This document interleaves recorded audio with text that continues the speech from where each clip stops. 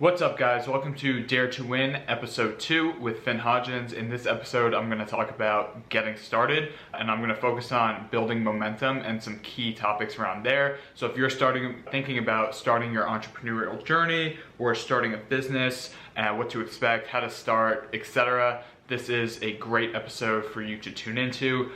This is my second podcast episode, so I appreciate all the feedback. I should be on Spotify and Apple Music in a few days, although it does take a little longer to launch me on those platforms. It's reviewing my accounts right now, but I'm excited to be live on those platforms. Notice how I launched this podcast before I was even live on this platform, so that's going to be part of the conversation that I get into there about just getting started and how to start. And it may be what some people maybe don't want to hear because it's kind of the blunt answer, but I think it's going to be very valuable for people. I don't have any type of ring light to help with lighting. I don't have a podcast mic. I'm actually recording this on a little Canon camera that's meant for vloggers, totally not meant for audio. I have no microphone, no podcast setup, nothing like that. And I think a lot of people who they want to get started in things, they are afraid to start because they don't know where to start, and they get caught up on this idea of kind of waiting for the perfect time to start something. They always say things like, you know, the classic is I'll start on Monday, right? Usually people say that when it comes to weight loss. When it comes to starting a business, a lot of times people say, oh, I should work for a year and build a security blanket in my bank account, maybe save up 50 grand and give myself a year run rate. And then everyone from society will pour in saying, oh, great idea, wait till it's safe, blah, blah, blah. Having the mindset of waiting for the perfect time, relating it back to the podcast, if I would have said, oh, I'll wait till I'm approved on Spotify and have a Spotify account, or oh, I'll wait till I order my microphone in the mail and let me go order like $100 worth of equipment before I start my podcast, because that's what I need to make the podcast big. That's all like a fugazi. I could have said, let me wait to post this podcast until I have like 2,000 Instagram followers or whatever it may be. All these things are micro excuses that people make, and they sound good, right? Does it make sense to wait to launch this podcast till I have a microphone, being that it's about kind of audio experience and that would be a better experience for my customers? Sure. But is that also an excuse or something that's going to make it take longer for me to start? Yes. I am a firm believer when you get started that you need to build momentum for yourself. So regardless if I had a microphone or not, and I would encourage everyone to go back to my last podcast, my first episode, or just listen to this one because it's probably the same thing. The reality is, like, the episode's kind of gonna suck. I mean, like, if I listen to this a year from now compared to where I will be and go back, I'm gonna laugh. I'm gonna think, oh my goodness, it's so funny to listen to myself back then. I was so bad and so young and I grew so much. When I edit this audio, the amount of times I'm gonna have to cut out the word is gonna be ridiculous, whereas I bet in a year from now, I'm not gonna have to do that a lot. It's just, right, when you start, you're not gonna be that good anyway. And I think a common mistake people make is, for some reason, they think with that mindset of, oh, I'll start Monday, or oh, I'll start when I have 50 grand in the bank, or oh, I'll go to these events when I lose 10 pounds because I don't like the way I look right now. It's just holding them back. It's hurting them from getting that experience that they would have needed to grow anyway. And that microphone isn't gonna make a difference during your first 10 episodes. You're gonna have 5 to 10 downloads anyway.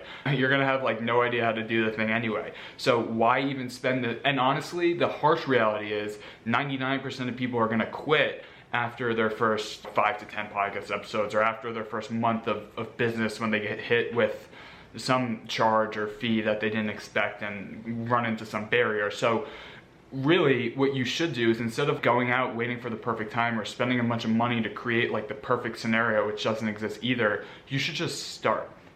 For example, relating it to the podcast, I picked up the camera, I filmed, and I cut the audio and posted it on the internet. There's my first podcast.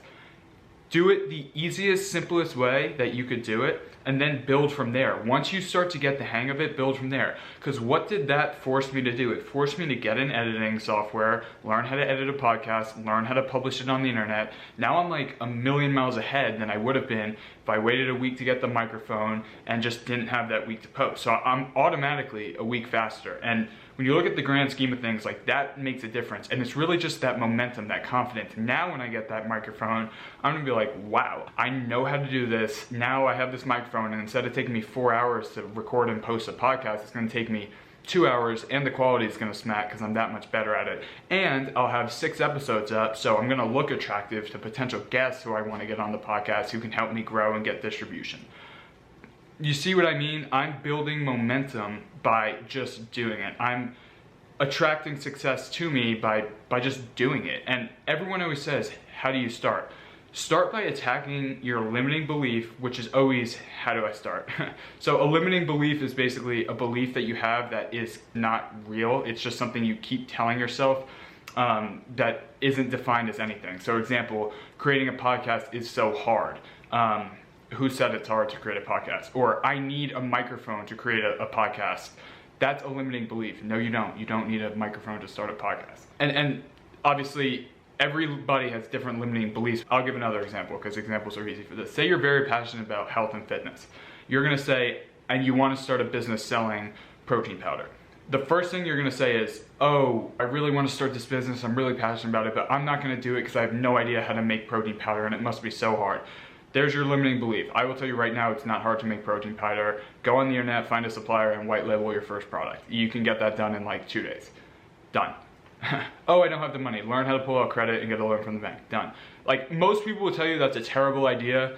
Yeah, it probably is a terrible idea, but it's just throwing yourself out there and getting started end up being the smartest thing you can do because you learn more from doing that. You have to start. You have to create your momentum for you because what I'm saying the answer is, because the answer is like just attack. So that protein powder example, you're saying making protein powder is harder. I don't know how to make protein powder. Figure it out, like attack that. Nothing in 2022 is that hard, okay? You have Google, you have the computer, very controversial opinion, you can figure out how to do anything in an hour, max. Like, you can. If you want to figure out how Tesla makes their cars, you can figure it out in an hour. Can you replicate it? No, because it takes a lot of time to learn all the technical stuff. You can like broadly learn how to do it and understand it within an hour. That's momentum. But just to say, I'm not going to start a protein powder because I don't know how to make protein, awful, awful mindset, limiting belief. You have to just erase all that stuff from your head and learn how to attack those things. A great example I can give about this, I'll give 2. My experience building a tech company and my experience in fitness. Let's start with fitness. I was fat. I was 250 pounds in high school, overweight, and I wanted to lose weight. I had absolutely no idea how to work out and how to eat healthy. All I knew was to lose weight, you had to eat healthy and you had to work out, right? Everyone knows that.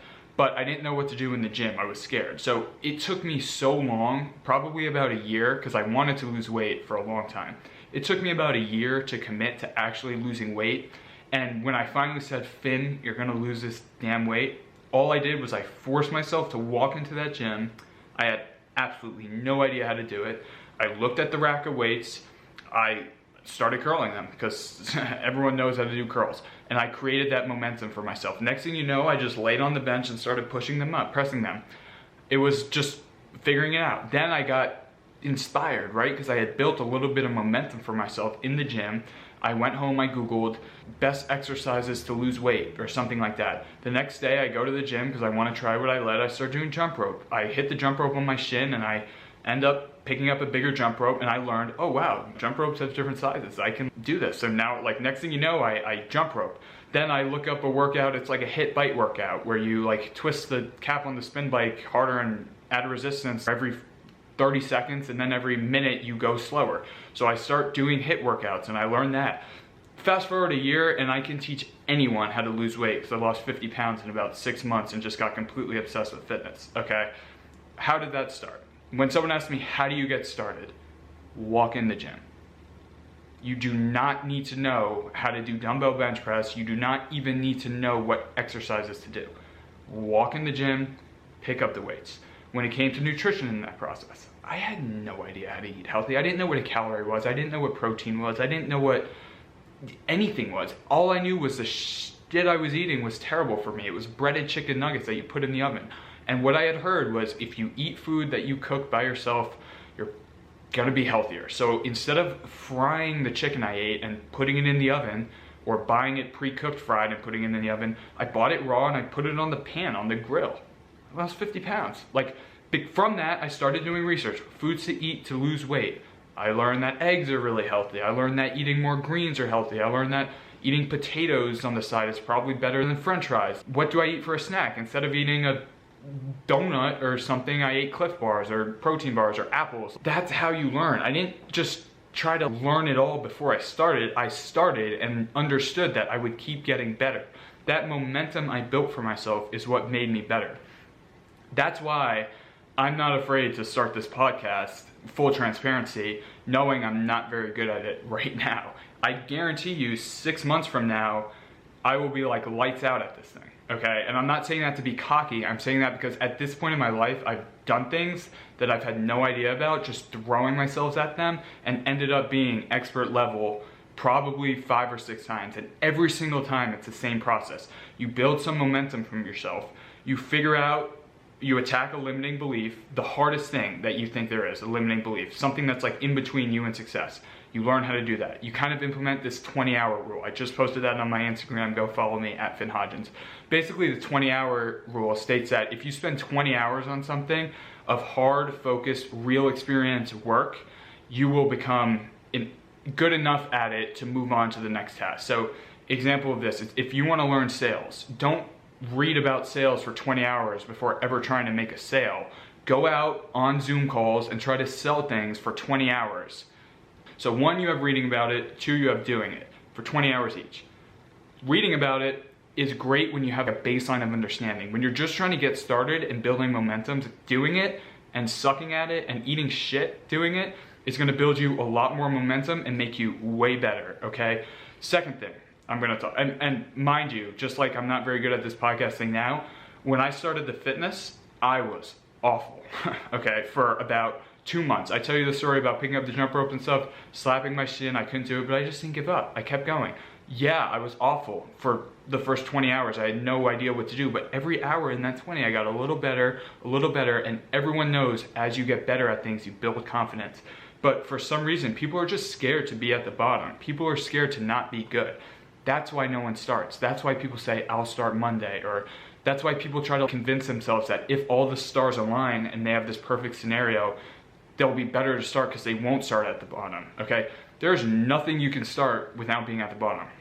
There is no business you can start that will have $0 in revenue when you first have the idea and start the business. There is no social media you can create that will have 0 subscribers when you first launch it, okay? And you look at the biggest person you follow, Logan Paul, Jake Paul, whatever, they had 0 followers when they started too. They had no idea what they were doing too, okay? It probably took them a good amount of time before it hit, before they realized what their audience wanted. They just were anomalies and crazy good at it and provided a great experience, but they still started with 0. And yes, people grow quicker than others, but everyone starts with 0. Everyone has that initial fear at the beginning that says, that kind of like outside voice that says, oh, wait till the perfect time to start, or oh, you shouldn't do this because you don't know this, or oh, Jimmy is really good at social media because he has a charisma about him, but you don't have that, so don't start. And then you believe you don't have a charisma, a perfect example of limiting belief, so you never start. That's so, like, you don't have a charisma, that's why you're not starting? Like, you don't have the personality for it? And don't get me started on, like, all this stuff that, like, society tells you now about don't start a business if you don't have this personality type. No offense, if you, like, do those personality type tests and you, like, categorize yourself as a personality type and get fixed on that, you're an idiot. Okay, there's no, like, you can be whoever you want to be. Anyway, the second example is my technical experience. When we started Grouped, we had no idea how to build an app, but I knew how to do things that I had no idea how to do and create momentum. So what did we do? We scraped the internet, how to build an app, and then we built a list of about 50 people, whether it be agencies, developers just out of college, developers like 12-year-olds who knew how to code, and CTOs of Fortune 500 companies. We got one of at least all types of different background people to get on a call with us for 30 minutes to an hour, and we asked them questions that we found from Google, and then we asked them questions that we had heard from other people. So we just built on this knowledge. And after about 20 hours, I would say 20 Zoom calls, maybe more, we pretty much knew what to expect when it came to building an app. We're about a year down the line, and pretty much everything we heard holds up to date because we built that momentum. We didn't just give up because we had no idea how to do it, or we didn't like let that scare us away. We just attacked it. We went out, and from that experience, we actually did it. We built groups. The same thing has to do with when we started fundraising. I had no idea how to fundraise. And after about X amount of hours of speaking and pitching to people, we started getting checks. And it worked out. But it took like time of actually doing it to get the checks. Mind you, before I went out to my first investor, I probably read like 3 books on how to raise capital and watched like 30 Grant Cardone YouTube videos on how to raise capital. So I guess I wasn't too bad on my first call raising capital, but I never got the real experience, being someone sitting on the other side asking a question, like a real life question where I have to respond. That's not like a robotic response that I read in a book. That's why like real experience is better. But why it's also better to get the real experience and to get on those calls is because you build that momentum. So you just piggyback off the previous call. You learn what to expect, and then you pivot off of that, you know, what you did wrong, and you keep doing what you did right, and eventually you get really good. And because I just kind of went off, and I don't want to make my episodes too long, I think the biggest thing I would say with how to start is you have to focus on building momentum for yourself by just attacking it head on. Literally start on google.com, and whatever your niche is, whatever the business idea you have is, just type some things in that relate to it, read, find people to connect with, or find ways to execute on these things. For example, the protein powder example I gave is great. If you want to start a protein powder company, just go to Google, type in places that make protein powder, find some places, contact them, get on a call with them, and get experience, okay? Get your boots on the ground and do it. Just because you did that doesn't mean you, by the way, that's all free, okay? That's all free. I guarantee you, if you want to learn how to build a protein powder, you can find a CEO of a protein powder company, or at least someone pretty high up in that company, and get them to talk to you for an hour. People like love helping other people, which is something you should, one, you should help other people too, because it's going to come back around. But two, understand people love helping other people. All you have to do is ask for help. And again, that's free. So stop overthinking it, Google how to do it, and then once you do that, build yourself some momentum. Don't buy $300 worth of like equipment or like testing things before you even start your business. Don't file an LLC or like an incorporation. Don't spend 50 grand on an app developer before you know what you're doing. Get in the trenches, do the work, and learn, build that momentum. And next thing you know, you'll like have some leverage in your knowledge to make the right decisions, and or maybe you'll be selling things and making money. In the sales example I gave, like you get on 30 Zoom calls trying to sell things to people, eventually you're going to be able to start selling things to people and you're going to make some money. Like you go to the gym for 20 hours, you're going to get in shape. Like you're gonna, guaranteed. And obviously it doesn't take 20 hours, okay? That's just sort of the theory here.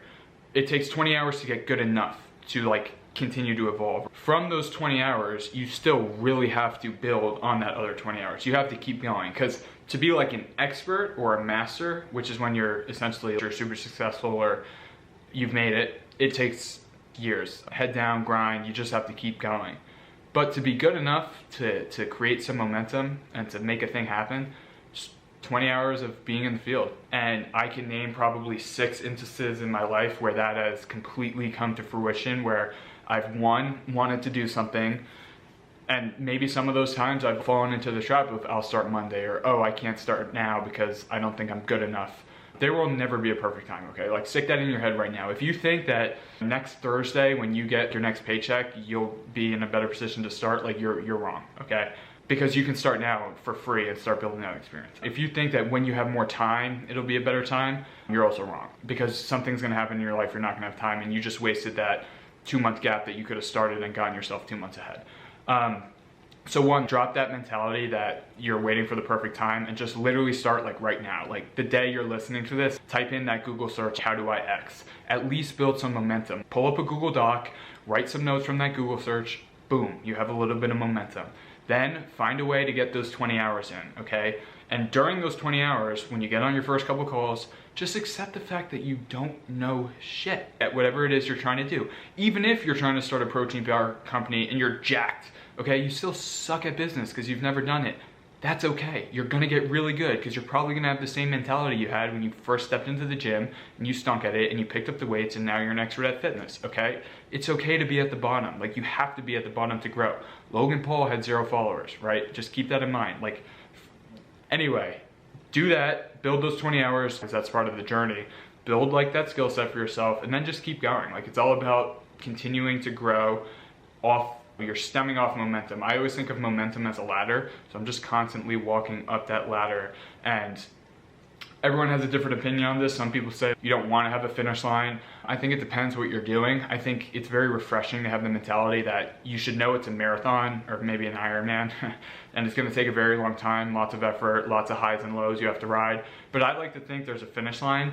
I don't have the mindset of like, when I hit that finish line, I'll be happy, because I'm equally happy going through the process. I think the finish line is just that point where you're like, whew, I made it. And then you sort of, you know, maybe don't have to work like Saturdays and Sundays because you've built the base enough to where you can delegate your tasks and only do like exactly what you want to do. To me, that's where you've made it. But again, that's just a theory. But the point is, like, you're going to have to keep going even after this 20 hours. So when you pick what you're going to start, make sure you love it, because, you know, if it feels like work, forget about it. If it feels like it's work, don't do it, because there are people who are gonna love it.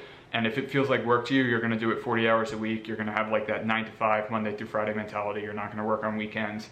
And you're just gonna get beat by someone willing to do more just because they love it.